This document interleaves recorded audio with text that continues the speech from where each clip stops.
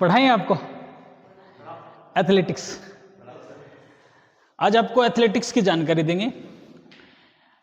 Athletics को खेलों की जननी कहा जाता है। निश्चित रूप से एथलेटिक्स है वो हर खेल के अंदर एथलेटिक्स गतिविधियों का उपयोग होता है ना।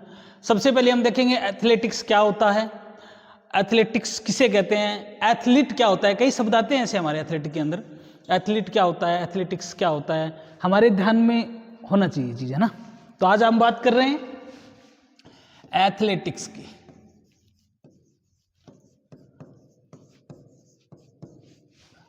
ओके, अच्छा मैं आपको बता दूं एथलेटिक्स के अंतर्गत है ना दौड़ कूद जंप और जो वॉक से संबंधित जो जितनी भी गतिविधियां हो वो शामिल होती है, ठीक है ना। तो जो इन सभी गतिविधियों को दौड़ चाल वॉक जो थ्रोइंग से संबंधित गतिविधियां हैं इन सभी को एथलेटिक्स के अंतर्गत शामिल किया जाता है। तो एथलेटिक्स में क्या क्या आती है, एक तो दौड़ आती है, आ रही है बात समझ में, ठीक है। दौड़ जंप भी आते हैं और जो फेंकने वाली विधाएं होती है जिसमें डिस्कस थ्रो है ना, और चाल वाक संबंधी गतिविधियां, ये सारी किस्में सामूहिक रूप से इनको क्या कहा जाता है, एथलेटिक्स। क्लियर बात है ना। एक शब्द आता है एथलीट, जो ये गतिविधियां करने वाला होता है, जो खिलाड़ी होता है उसको हम एथलीट बोलते हैं, ठीक है ना। अर्थात इनमें भाग लेने वाला होता है उसको हम क्या बोलेंगे, एथलीट बोलेंगे। यहां तक बात समझ में आ गई। अच्छा, एक बड़ी और विशेष बात यह है कि जो एथलेटिक्स होता है ना वो प्रतिस्पर्धात्मक होता है। अर्थात उसमें जो भाग लेते हैं वो कई प्रतिभागी भाग लेते हैं ना, तो आपस में उनके बीच में क्या होता है, कंपटीशन होता है। क्लियर। एथलेटिक्स क्या है, प्रतिस्पर्धात्मक भी है। प्रतिस्पर्धात्मक का मतलब समझ में आ रहा है ना, मतलब कंपटीशन होता है इसके बीच अंदर। ऐसा नहीं है कि मतलब एक खिलाड़ी के लिए ही है, नहीं, एक खिलाड़ी है तो वो ऑटोमेटिक जीत जाएगा, लेकिन इसके अंदर बहुत सारे खिलाड़ी भी भाग ले सकते हैं, प्रतिस्पर्धा कर सकते हैं। एथलेटिक्स की बात हम देखो ओलंपिक की दृष्टि से देखें तो ओलंपिक को प्राचीन और आधुनिक ओलंपिक, मॉडर्न ओलंपिक दो भागों में बांटा जाता है। तो प्राचीन ओलंपिक में एथलेटिक्स में कौन कौन सी गतिविधियां होती थी, ठीक है ना। एक रेस आती है स्टेट रेस, आपने नाम सुना होगा। स्टेट रेस है वो प्राचीन ओलंपिक की मुख्य गतिविधियों में से एक थी, अर्थात मुख्य दौड़ों में से एक थी। इसी दौड़ के नाम पे स्टेट ये सीधी होती थी और उसके आधार पे स्टेडियम का क्या आविष्कार हुआ, स्टेडियम शब्द का। तो स्टेट रेस, स्टेट दौड़ है, ये प्राचीन ओलंपिक में होती थी। इसको दौड़ लिखना था मेरे को, पर समझ गए आप, है ना। इसको दौड़ लिख देता हूं यहां पे। इसकी दूरी कितनी होती है, इसकी दूरी होती है वो लगभग 200 गज होती है। इसकी दौड़ की दूरी मतलब कितनी दूरी की दौड़ होती है, 200 गज की।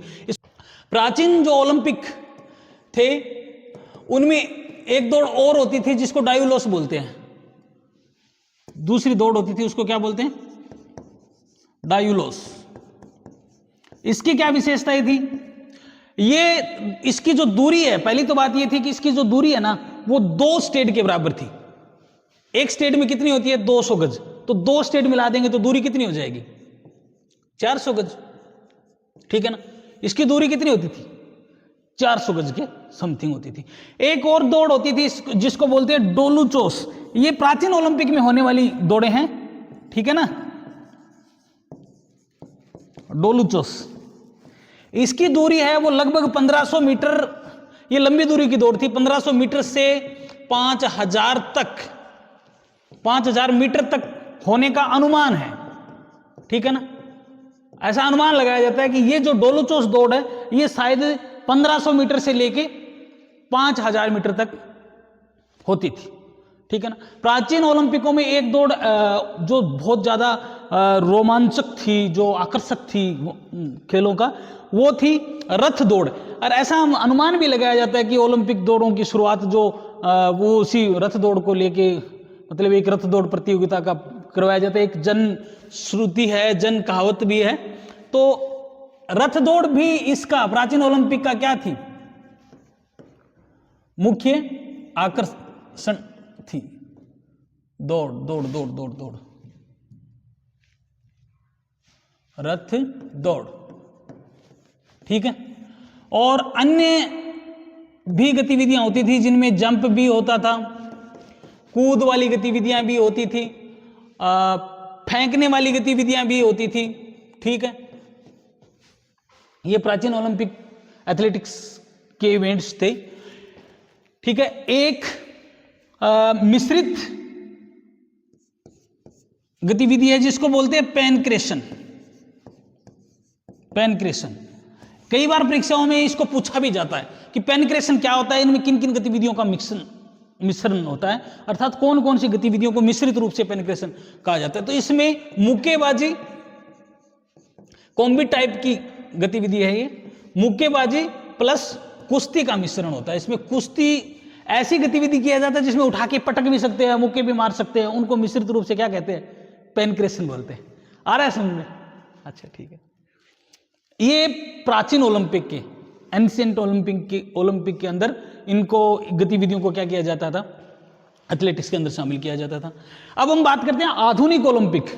अच्छा, पहले तो आपको ये ध्यान होना चाहिए कि आधुनिक ओलंपिक की शुरुआत मैंने बताया था, जब आधुनिक ओलंपिक पढ़ाया था तब 1896 में आधुनिक ओलंपिक की शुरुआत हुई थी।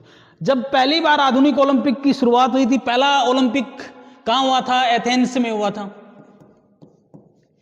ठीक है। एथेंस में 1894 में प्रथम ओलंपिक हुआ था। तो उस दौरान एथलेटिक्स खेलों को क्या किया गया था, शामिल किया गया था, ठीक है ना। आ रही है ना बात समझ में? तो आधुनिक ओलंपिक जो 1896 में हुआ था, उसमें विशेष बात यह है कि केवल और केवल किसको,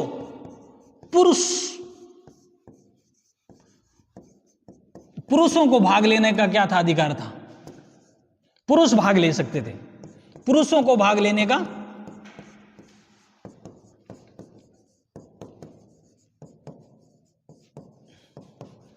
अधिकार था।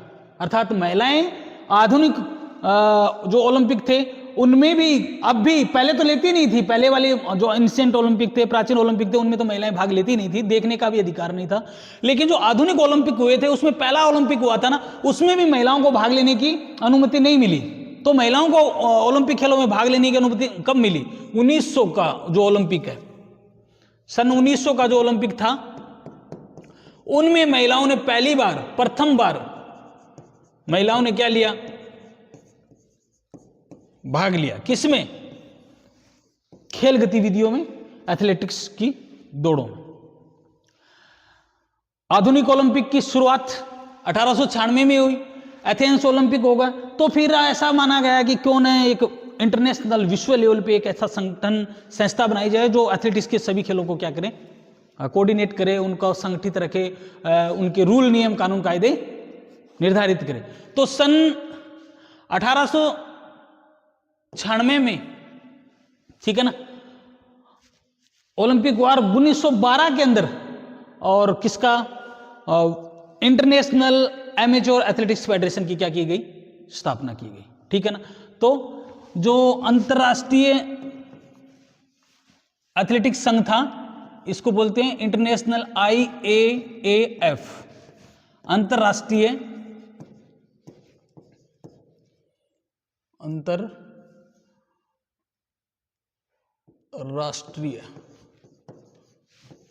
एमेच्योर, इसका पूरा नाम है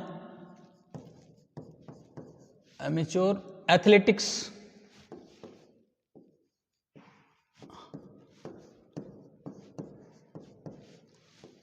फेडरेशन। फेडरेशन को हिंदी में संघ बोलते ही है ना, बोलो यार, समझ में आ रही है ना, थोड़ा बहुत तो समझ में है ना। इसकी स्थापना कब हुई, सन 1912 में। कब हुई, 1912 में, ठीक है। 1912 में एक ऐसा संगठन बनाने का प्रयास किया गया जो विश्व स्तर पे एथलेटिक्स की प्रतिस्पर्धाओं को, एथलेटिक्स के इवेंट्स को कंडक्ट, वो शामिल करे या निर्धारित करे, उसके रूल नियम निर्धारित करे, ठीक है ना।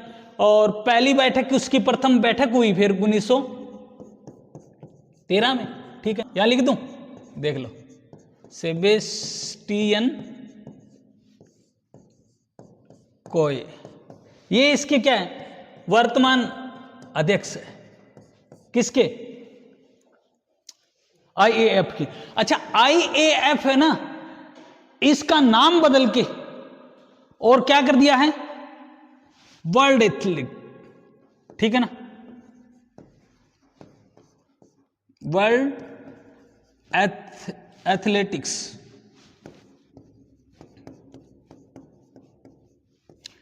किसका नाम बदला है? इसका नाम बदल के कर दिया गया है इसका नाम।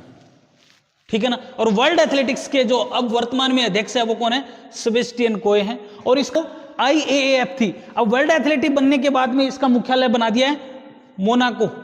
मोनाको कहां है? यूरोप में। ठीक है, अभी इसका मुख्यालय, वर्ल्ड एथलेटिक्स संघ का मुख्यालय बना दिया है मोनाको में। ठीक है, क्लियर? यहां तक बात आई समझ में?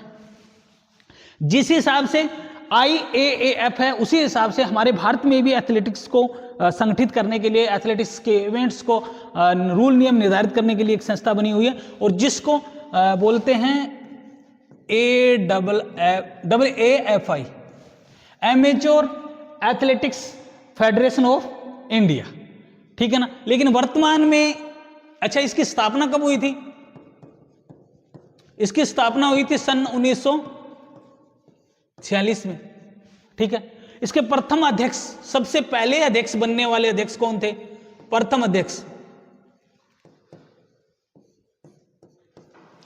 इसके प्रथम अध्यक्ष थे GD Sondhi. GD Sondhi. AAFI है ना, उसका अभी नाम बदल के कर दिया है, सिर्फ एक ए रहा है, AFI, athletics federation of India. समझ में आ गई? क्लियर? अच्छा, इसका वर्तमान अध्यक्ष कौन है? वर्तमान अध्यक्ष, वर्तमान अध्यक्ष है इसका बहादुर सिंह संगू, ऐसा नाम है। क्या नाम है? बहादुर सिंह सागू है या संगू, ऐसा सा नाम है, सागू। अच्छा, ये बहादुर सिंह सागू है, वो बहुत ही अच्छे एथलीट है, जिसने वर्ल्ड लेवल पे चैंपियनशिप और ओलंपिक खेलों में भी भाग लिया। यहां तक बात समझ में आई? ये तो हुई इसकी रूपरेखा, जिससे हमें पता चला कि एथलेटिक्स को कब से शामिल किया गया है, प्राचीन ओलंपिक में कौन सी एथलेटिक्स की गतिविधियां शामिल होती थी, और वर्तमान में कौन कौन सी एथलेटिक्स की गतिविधियां हो रही है, उनका भी अध्ययन करेंगे। और दूसरी बात, जो प्राचीन इंटरनेशनल लेवल पे, प्राचीन क्या, इंटरनेशनल लेवल पे जो एथलेटिक्स का जो संगठन बना हुआ है, ठीक है ना, IAAF, उसका अध्ययन किया, और भारत में जो बना हुआ है उसका भी अध्ययन किया। अब हम बात करते हैं आधुनिक ओलंपिक में कौन कौन सी गतिविधियां खेलों के अंतर्गत, एथलेटिक्स खेलों के अंतर्गत शामिल हैं, कौन कौन सी गतिविधियों को किस नाम से जाना जाता है, उनकी क्या विशेषताएं होती है, उन सभी का बड़े अच्छे से अध्ययन करेंगे। मैं आपको बता दूं, निश्चित तौर से यहां से क्वेश्चन उठता ही उठता है। एथलेटिक्स एक मेन व्यू रहता है एग्जामिनर का कि एथलेटिक्स के अंदर से क्वेश्चन पूछे, तो निश्चित तौर पे एथलेटिक्स है वो परीक्षा की दृष्टि से हमारे लिए बहुत ज्यादा महत्वपूर्ण हो जाता है। ठीक है ना? अच्छा, वर्तमान में जो एथलेटिक्स की जो विधाएं हैं, मतलब गतिविधियां, है ना, उनको 2 भागों में बांटा गया है। ठीक है ना? कितने भागों में? 2 भागों में। कौन कौन सी? पहली तो दौड़ने वाली, है ना, इनको हम बोलते हैं ट्रैक इवेंट। ठीक है ना? आ रही है बात समझ? दूसरी है फेंकने वाली, या फील्ड से संबंधित, जिसको फेंकने कूदने वाली, ये वाली गतिविधियां, तो उनको हम क्या बोलते हैं? Field event. ठीक है ना? आगे बात समझ? Field event. अच्छा, फील्ड और ट्रैक क्यों कहा जाता है? क्योंकि जब एथलेटिक्स का हम ट्रैक देखते हैं तो ट्रैक के जो ट्रैक के ऊपर होने वाली गतिविधियां होती हैं उनको ट्रैक बोलते हैं, और जो अंदर ट्रैक के अंदर जैसे अंडाकार ट्रैक होता है तो इसके ऊपर यहां होने वाली गतिविधियां होती है, दौड़े जितनी भी है वो सारी क्या है? ट्रैक इवेंट है। और अंदर होने वाली लॉन्ग जंप मान लो, थ्रोइंग मान लो ना, ये सारी गतिविधियां किस में आती है? फील्ड इवेंट के अंतर्गत आती है। ठीक है ना? तो ट्रैक इवेंट में सारी दौड़े आ जाती है, और फेंकने और जंप कूदने वाली सारी गतिविधियां वो किस में आ जाती है? फील्ड इवेंट में। तो वर्तमान में एथलेटिक्स की जितनी भी गतिविधियां उनको कितने भागों में बांटा गया? 2 भागों में बांटा गया। ठीक है ना? और ट्रैक इवेंट की सबसे पहले हम बात करें, ट्रैक के अंदर होने वाले इवेंट्स कौन कौन से होंगे। ठीक है ना? तो ट्रैक इवेंट्स में मुख्य रूप से क्या होती है? दौड़ें होती है। ठीक है? दौड़ों को भी उनकी दूरी के आधार पे कई भागों में बांटा गया है। ठीक है ना? शॉर्ट जैसे कम दूरी की दौड़ें होती है, छोटी दूरी होती है, कम दूरी की दौड़ें कौन कौन सी होती है? जैसे 100 मीटर। 100 मीटर क्या है? एक छोटी टाइम की दूरी डिस्टेंस की रेस है, उसमें समय कम लगता है। ठीक है ना? ये तो आपके काम की बात है, ही सीख लो ना। कम समय लगता है और उसकी दूरी क्या होती है? कम होती है। ऐसे ही 200 मीटर भी होती है। ठीक है? ये क्या है? Short races. ठीक है? और दूसरी 400 मीटर, ये भी क्या है? कम दूरी की दौड़ है। अच्छा, न ज्यादा लंबी है न छोटी है, बीच की है, तो दूसरी होती है मध्यम दूरी की दौड़े। ठीक है ना? कौन सी? मध्यम दूरी। मध्यम दूरी में कौन कौन सी आती है? 800 मीटर और 1500 मीटर। ये दौड़े किस में आती हैं? मध्यम दूरी के अंदर आती हैं। समझ में आ गई बात? और तीसरी होती है लंबी दूरी की दौड़े। ठीक है? लंबी दूरी में वे दौड़े आती है जिनका दूरी है वो क्या होती है? ज्यादा होती है। जैसे 3 किलोमीटर, 5 किलोमीटर, ठीक है, 10 किलोमीटर, ये सारी की सारी किस में आती है? लॉन्ग डिस्टेंस में आती है। यहां तक बात क्लियर? अच्छा, दौड़ों के अंदर मैराथन दौड़ भी होती है। मैराथन दौड़।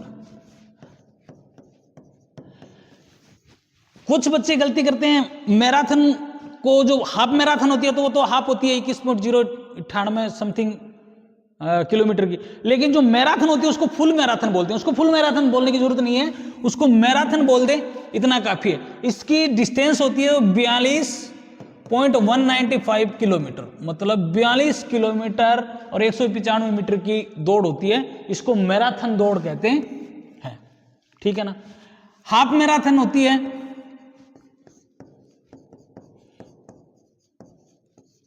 हाफ मैराथन होती है, इसकी डिस्टेंस है वो 21.098 समथिंग किलोमीटर होती है। ठीक है? मैराथन हो गई। क्रॉस कंट्री दौड़ें होती है। ठीक है ना? पुरुषों में होती है 12.5 किलोमीटर की, 12.5 किलोमीटर की। ये किसमें होती है? पुरुषों में होती है। और महिलाओं में क्रॉस कंट्री होती है वो कितने? 8 किलोमीटर की होती है। ठीक है ना? 8 किलोमीटर की क्रॉस कंट्री होती है।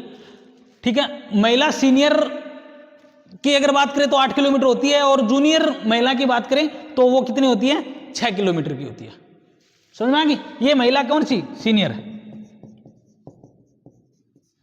और जूनियर की बात करें तो जूनियर महिला में 6 किलोमीटर की क्रॉस कंट्री होती है। अब अगर हम बात करें, क्रॉस कंट्री हो गई, मैराथन हो गई, तो अब हम बात करेंगे जैसे रिले दौड़ है। तो रिले दौड़ भी, रिले दौड़ से पहले बाधा दौड़ की बात करेंगे। बाधा दौड़ हर्डल दौड़ होती है, जो हर्डल लगे होती है बाधा दौड़ के अंदर। तो बाधा दौड़ है वो महिलाओं में कितनी होती है? 100 मीटर की, 100 मीटर किसमें? महिलाओं में।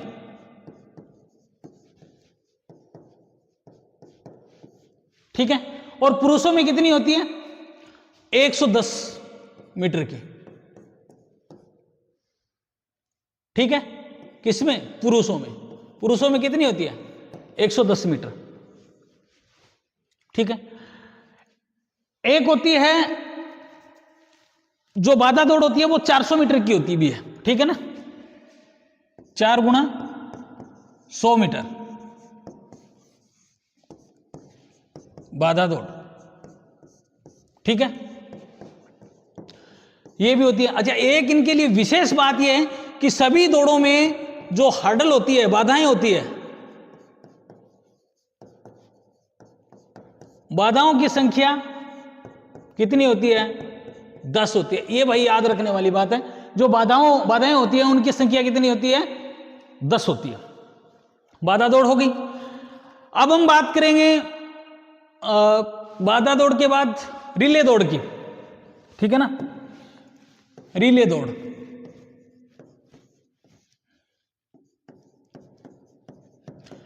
जो बाधा दौड़ होती है उनका स्टार्ट, उनके लिए जो बाधा का मेजरमेंट है वो हम जब बाधा दौड़ का विशेष रूप से अध्ययन करेंगे, अलग से इंडिविजुअल अध्ययन करेंगे, तब देखेंगे। अभी हम ओनली ये देख रहे हैं कि ट्रैक इवेंट के अंतर्गत कौन कौन सी दौड़ें आती हैं, कौन कौन सी गतिविधियां आती है, और फील्ड इवेंट के अंतर्गत कौन सी गतिविधियां आती है। ठीक है, रिले दौड़। रिले दौड़ एक होती है 4 गुणा 100 की, और एक होती है 4 गुणा 400 की। ठीक है, आगे बात समझे। ये पुरुष और महिला दोनों के लिए होती है, प्लस महिला बहुत रूप से भाग ले सकते हैं इसमें, और इसमें मिश्रित होते हैं पुरुष और महिला। समझ में आ गई? अगर 400 मीटर दौड़ना है, ठीक है, अंदर एक आदमी 400 मीटर दौड़ेगा तो एक महिला होगी। इसका क्रम होता है, ये इस प्रकार होता है, महिला होगी, फिर पुरुष होगा, फिर महिला होगी, और लास्ट में फिनिशिंग करने वाला पुरुष होगा। प्रत्येक आदमी कितनी?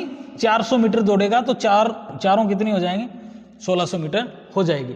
4 गुणा 100 के अंदर चारों क्या होती है? पुरुष है तो चारों पुरुष है, और महिला है तो चारों महिला है। एक आदमी कितना? 100 मीटर दौड़ता है। क्लियर? यहां तक बात आई समझ में? रिले दौड़ हो गई। अच्छा, रिले दौड़ का बेटन है, बेटन एक्सचेंज जोन है, वो जब हम इंडिविजुअल रूप से रिले दौड़ देखेंगे तब सारी चीजें पढ़ेंगे। ठीक है, तो ये दौड़े हमारी जो ट्रैक इवेंट्स थे वो सारे कंप्लीट हुए। फील्ड इवेंट के अंतर्गत हम बात करें, दूसरा कौन सा है? Field event.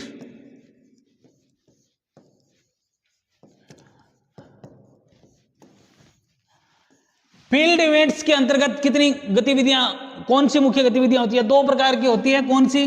पहली फेंकने वाली गतिविधियां, और दूसरी कूदने वाली गतिविधियां।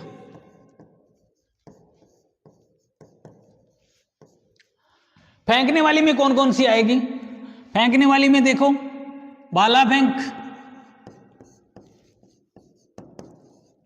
ठीक है, दूसरी गोला फेंक,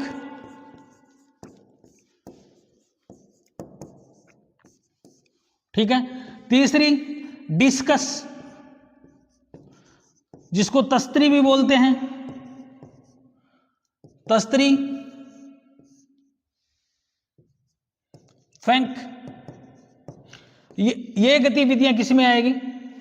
फेंकने वाली गतिविधियों में। ठीक है, क्लियर? अब हम बात करें दूसरी कूदने वाली गतिविधियां। कूदने वाली गतिविधियों में कौन कौन सी गतिविधियां आएगी? लंबी कूद, लॉन्ग जंप, ठीक है, ऊंची कूद, कौन सी आएगी? हाई जंप,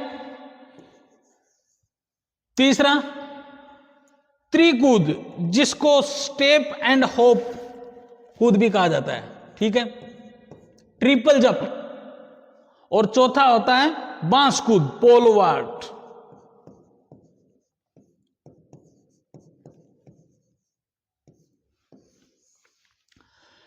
ये गतिविधियां किस में आएगी? कूदने वाली गतिविधियों में आएगी। तो निश्चित तौर पे आज हमने आधुनिक ओलंपिक खेलों के अंदर जो एथलेटिक्स खेलों के अंतर्गत जो एथलेटिक्स इवेंट होते हैं उनके बारे में हमने थोड़ा सा अध्ययन किया है, चर्चा की है। अब हम आगे की क्लास में एथलेटिक्स ट्रैक का और इन सभी गतिविधियों का इंडिविजुअल अध्ययन करेंगे कि जो शॉर्ट पुट होता है, फेंकने वाली गतिविधियों में शॉर्ट पुट गोला होता है, उसका क्या वेट होता है, सीनियर कैटेगरी में क्या वेट होता है, जूनियर कैटेगरी में क्या वेट होता है, महिलाओं के लिए क्या वेट होता है, इसका जो सेक्टर बनता है, जोन बनता है, एरिना बनता है, उसका क्या मेजर होता है, क्या माप होता है, वो सारी चीजें देखेंगे।